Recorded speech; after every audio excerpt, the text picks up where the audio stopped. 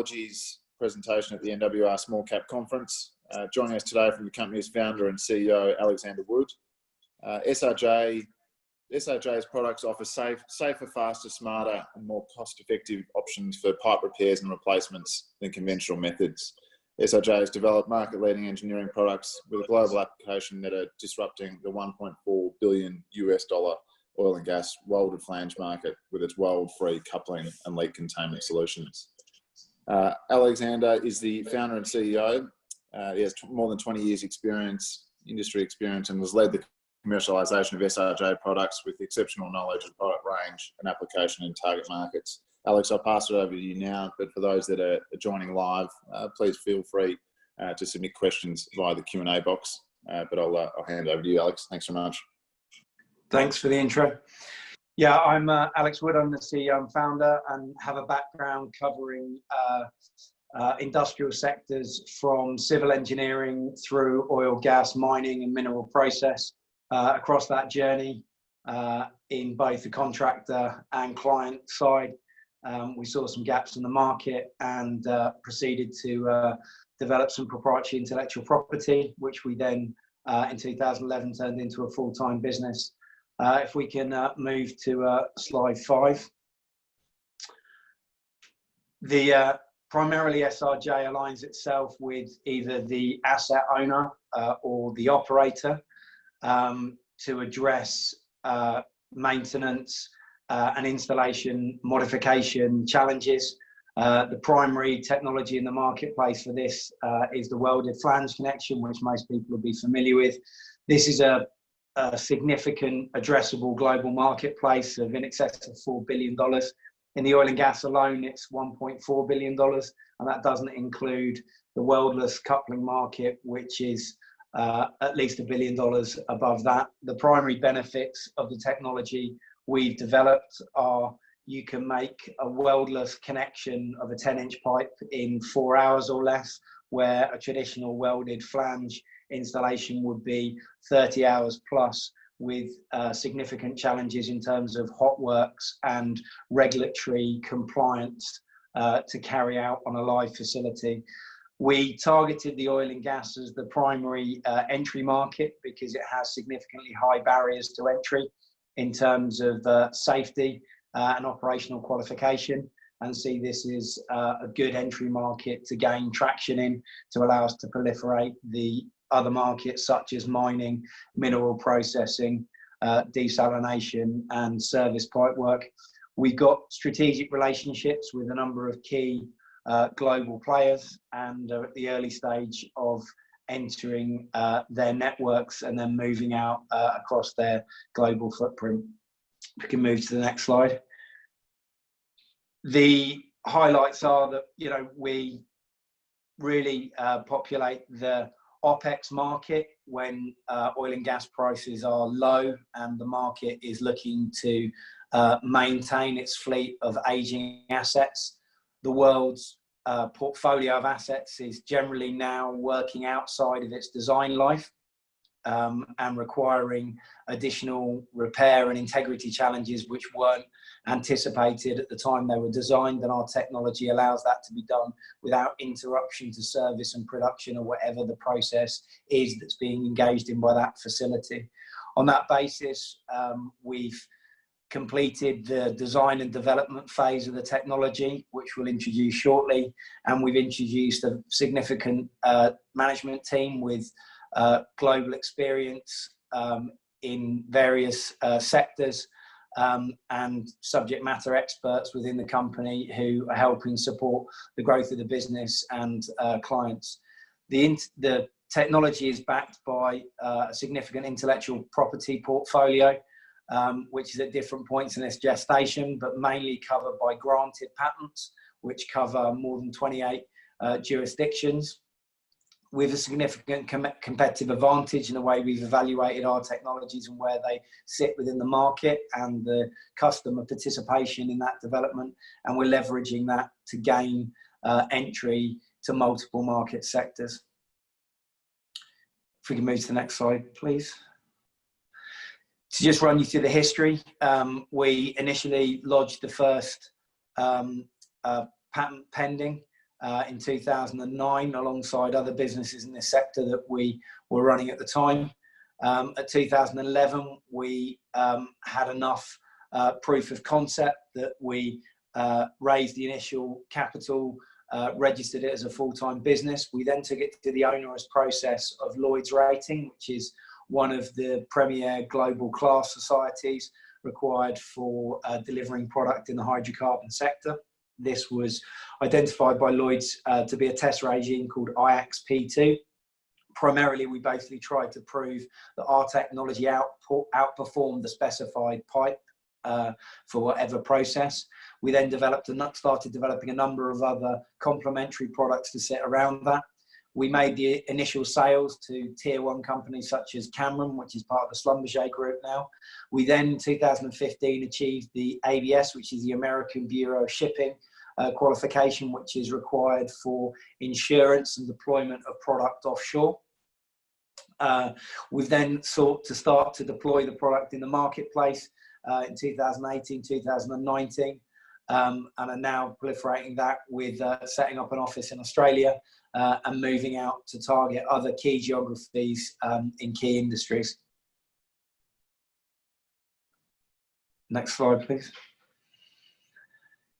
Australia is a key market.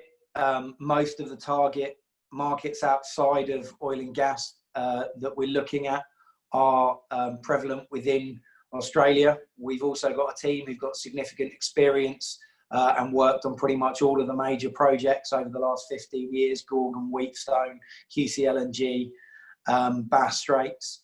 There's a significant pipe network here.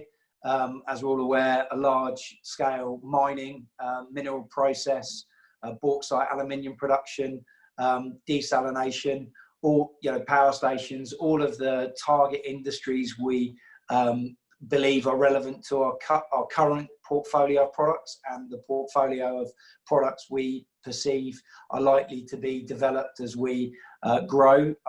Australia is a great test case and a respected market to prove the technology and then take it to the global market. If we can move to the next slide. The drivers in the market are risk mitigation is a huge key driver for most of our clients. Sustainability of assets without having to shut them in and stop production. We're also living in a world of increasing regulatory compliance, which makes running aged assets more challenging. The fleet of assets, as we mentioned, is generally being worked well beyond its original design life. This is clear in most markets, the Middle East, Bass Straits, Australia, offshore New Zealand. Many assets are well into 10 years past initial design life. This is throwing up unique challenges, and the ability to keep assets online and meeting the objectives of customers in terms of production is becoming ever more challenging. And technologies such as ours, we believe, are becoming more and more relevant to maintain compliance and asset uptime. If we can move to the next slide. In terms of the competitive landscape, our coupling, we believe, has the range of performance to go head to head with the incumbent historic welded flange market, but there's also a market of weldless technologies which tend to target specific niche applications within the marketplace. When we initially conceived the technology, we had access to the original review by KBR of Gorgon, where Chevron requested the review of mechanical couplings to expedite the 330 module hookup. Across that review, it was perceived that 7 technologies would potentially allow an expedition of the module hookups.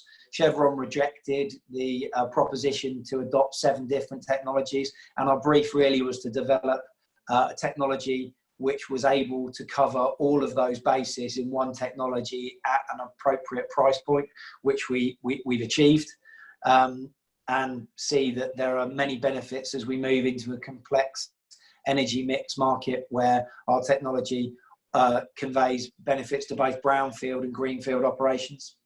Next slide, please.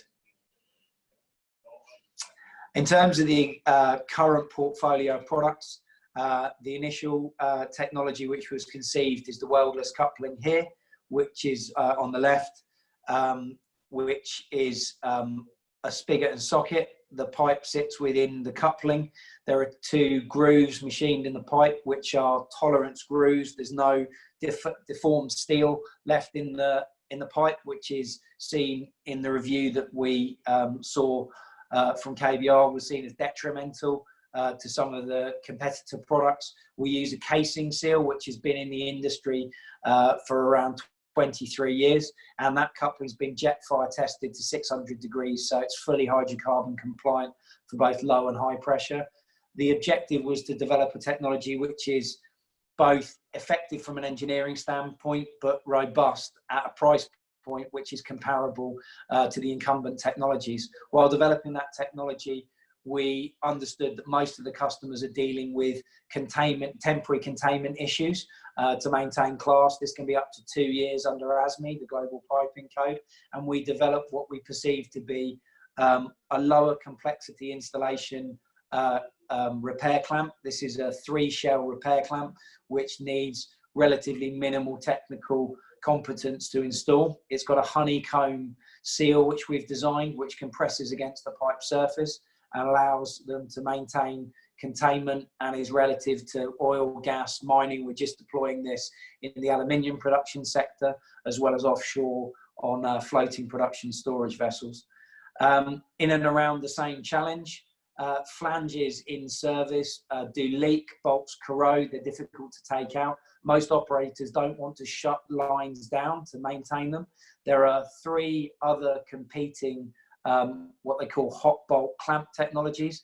Those require the engagement of services of operatives of the owners of that technology. We're very agnostic in relation to our manufacturer and our installation partners, and we developed this technology on the behest of one of our major partners to allow them to maintain operation and remain working safely and compliantly with this Boltex clamp that's been developed. In and around those 3 products, we realised with our higher level engineering team that there were one-off products which a generic off-the-shelf product just wasn't capable of solving, and we do deliver bespoke repair units in short call-off. During COVID, we delivered a flange bonnet repair to a super refinery in West Australia.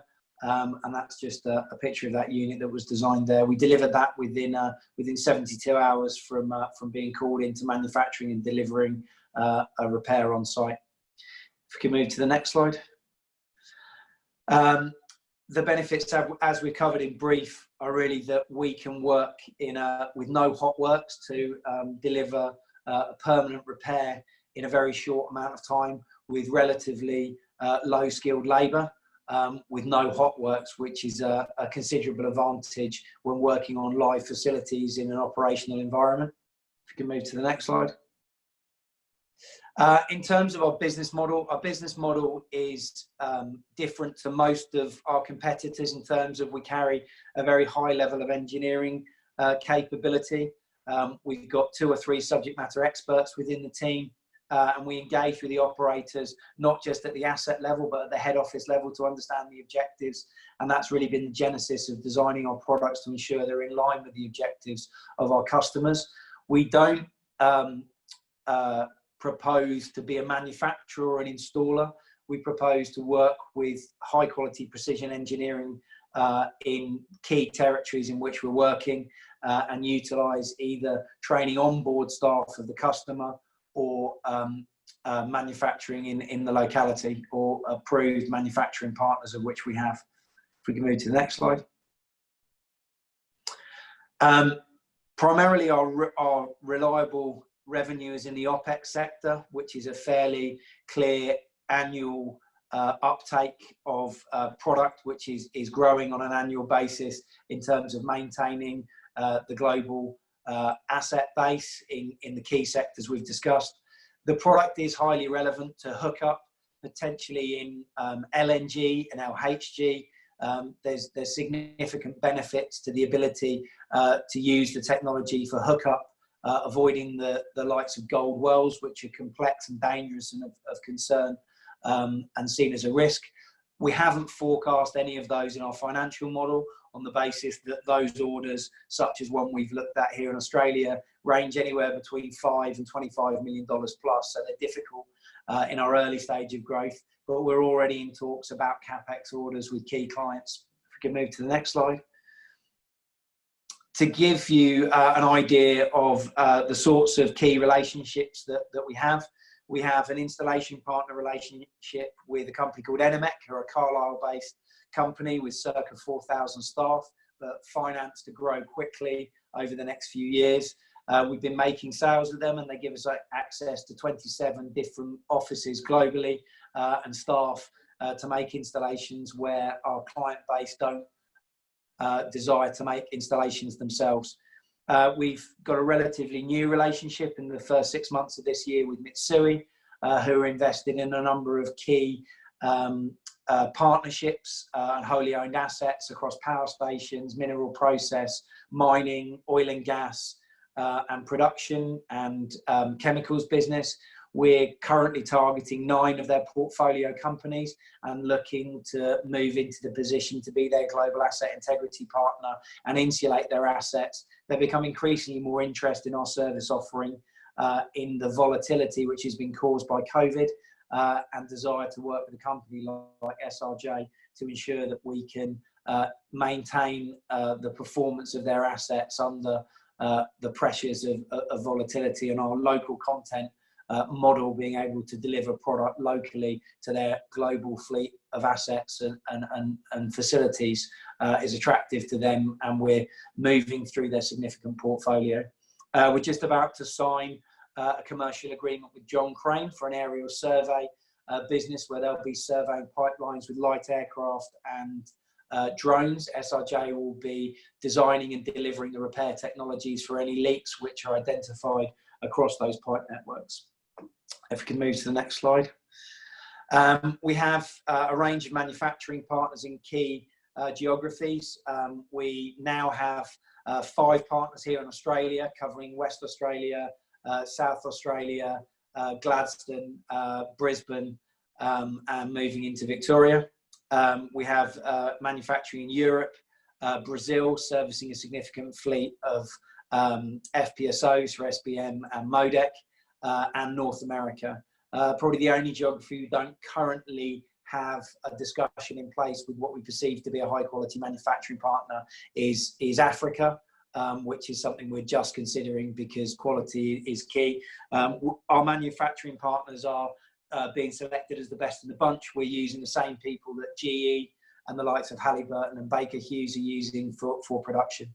Next slide, please.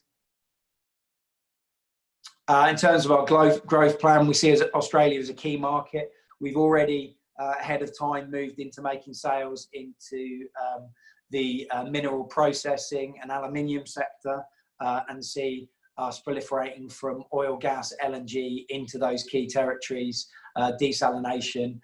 Most of the clients we're working for have global asset portfolios and are looking to move through their portfolios. Our relationship with one of the largest FPSO operators, head office out of Monaco. We've already received purchase orders this year covering West Africa, Gulf of Mexico and Brazil, as well as Europe. So we're seeing that although we're a small team, we're already gaining global presence, and our partners are allowing us to do that without significant representation in each of those geographies. Next slide, please. We've got a very high caliber board and management team. Rob Pinchbeck was one of the team that took Petrofac onto the public markets, and then was a significant part of Petrofac's growth through $7 billion turnover. Myself and Grant Mooney is on the board of Carnegie Energy, significant experience in the ASX markets. Andrew Mitchell has a lot of experience on listed companies and tech companies. SRJ already has developed the digital coupling, which is in line with the objectives of many of our customers, and Andrew has much experience in the technology sector. Next slide, please. We've got a very heavyweight management team who've got significant experience. Dr. Paul Eastwood led plant asset management, a significant team of engineers within Petrofac, worked on pretty much every major project in Australia in the last 15 years. Paul's been deployed inside Woodside, Chevron, most of the major companies. David Milner previously built a business called E2O, which was sold to Clough Energy, was turning over 200 million with 600 people at its peak. So knows his way around the markets here. Roger Smith ran plant asset management and actually sold that business to Rob Pinchbeck inside Petrofac. So we've got a team who've got significant experience of working together and have delivered more than 2 or 3 successful propositions within the oil, gas and mining space. Next slide, please.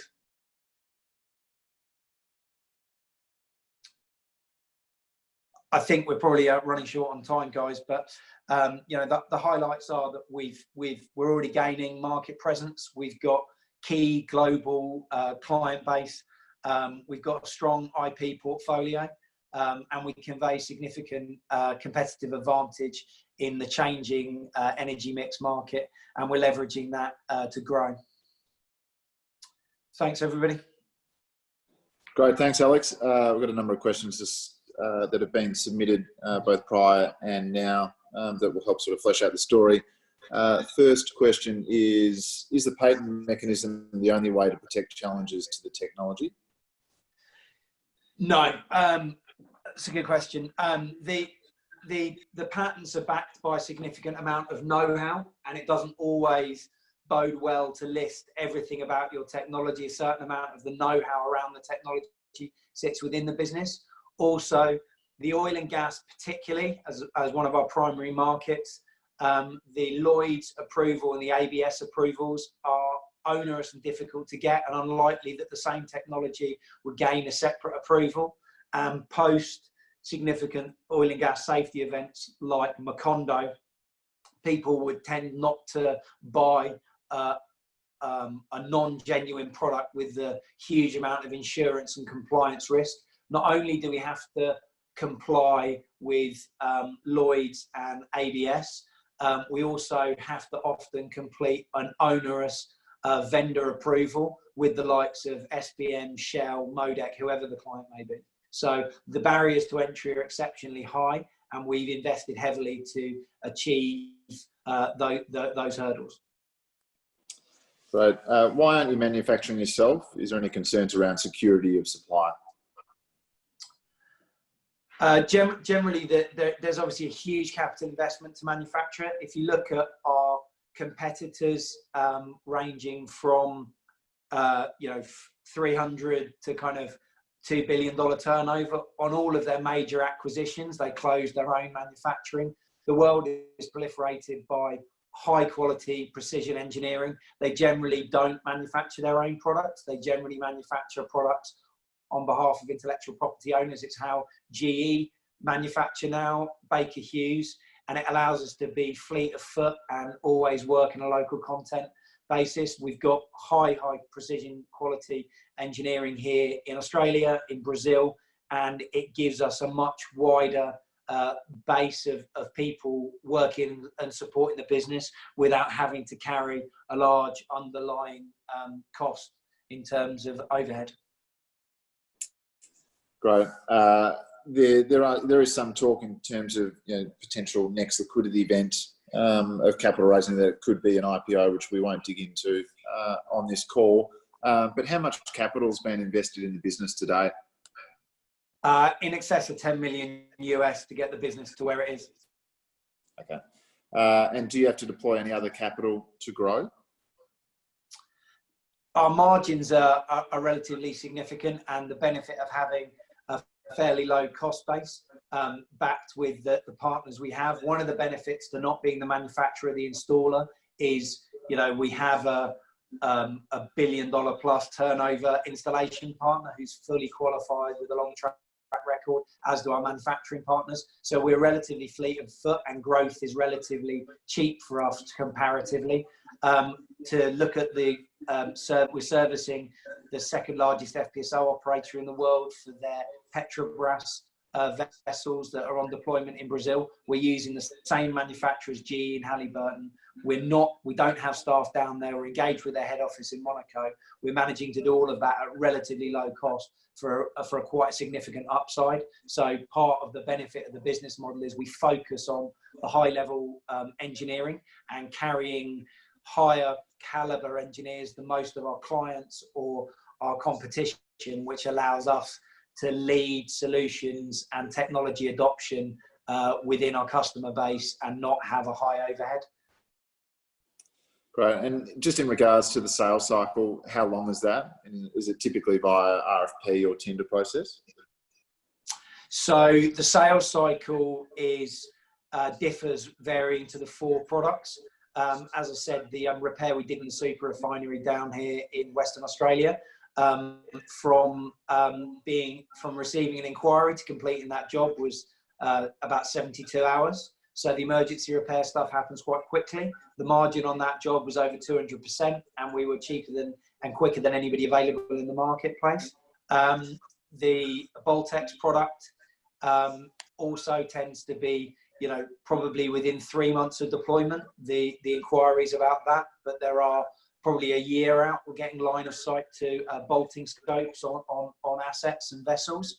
The coupling for new build projects, we probably see that feed being kind of 2 years out or more. We did have an involvement in the Browse project where we were recommended to Woodside. That would have been probably 2 or 3 years off, but as I said, that purchase order probably been somewhere between $5 and $20+ million. So they're much bigger capex numbers on the new project, and we get visibility of those a lot further out. So the sales cycle varies across the product range, which is quite helpful for the cash flow of the business. And just in terms of how long it takes to manufacture the different products, can you just talk through that? Yeah, I mean, as I said, for the emergency pipeline repair stuff, which convey a significant profitability, but due to the emergency nature, we can turn those around in anywhere between 48 and 72 hours, depending on the complexity for the design. Part of the benefit of having offices in Australia, UK, and eventually America is that we can design online, and we can offer a fairly seamless design process, which is relevant to the aerial detection project with John Crane. For the Boltex, we can turn those around in about a month, and the same with the couplings. It really depends on the availability of manufacturers, but hence having a suite of global manufacturers with 4 or 5 already in Australia means generally we can respond pretty rapidly to requirements of any customer. And just a last question, Alex, just in terms of the consulting versus product sales, can you just dig a little bit deeper into that and just what the expected revenue splits might be as well? Yeah, I mean, we've had, the team come from basically, we had 75 engineers in the previous business here in Australia working on all the major projects. And, Paul, Dr. Paul Eastwood, our technical director, prior to joining this, was leading a team of 20 engineers in Woodside. So there's a benefit to leading customers in significant engineering challenges. We've got 2 scopes at the moment for SBM where we're leading change projects for different areas of their business. The splits are about 20-80 in terms of asset integrity management consulting work. What it tends to be is historically the engineers we carry have led those projects with 20 or more of the client's engineers working for them, and they've identified and recommended solutions that they haven't been involved with. We're now working to either help them adopt technologies they may not be familiar with, adopt our technology, or potentially develop technologies to fill technology gaps to help them meet their objectives. So it gives us a very close working relationship. Just to give you a quick example, we've become the first mechanical coupling to be approved across a fleet of 15 FPSOs. Prior to that, all of our customers, some of which in the last 5 years have done more than $100 million worth of business with that company, have just interacted with the individual 15 assets. And we actually evaluated their temporary repairs across their 15 vessels. And we've now helped them give a comparable level across all vessels and actually become the first product to get approved across the fleet. So we're very much looking at wide adoption rather than targeting single individual small sales, and that will see us and is seeing us being specified, which means we kind of move outside of the tender process. The same with Mitsui. We're looking across their assets, guiding them on asset integrity, which is seeing them look to going forward to specify products rather than us ending it up in a competitive tendering situation. Great, thanks very much, Alex. Thanks for everyone for joining. We'll keep our eyes out in terms of any potential IPO process that might be launched over the next sort of 6 to 12 months. But thanks very much again for joining. Thanks, Alex. No, thank you very much for having me. Take care. Cheers. Thanks, guys.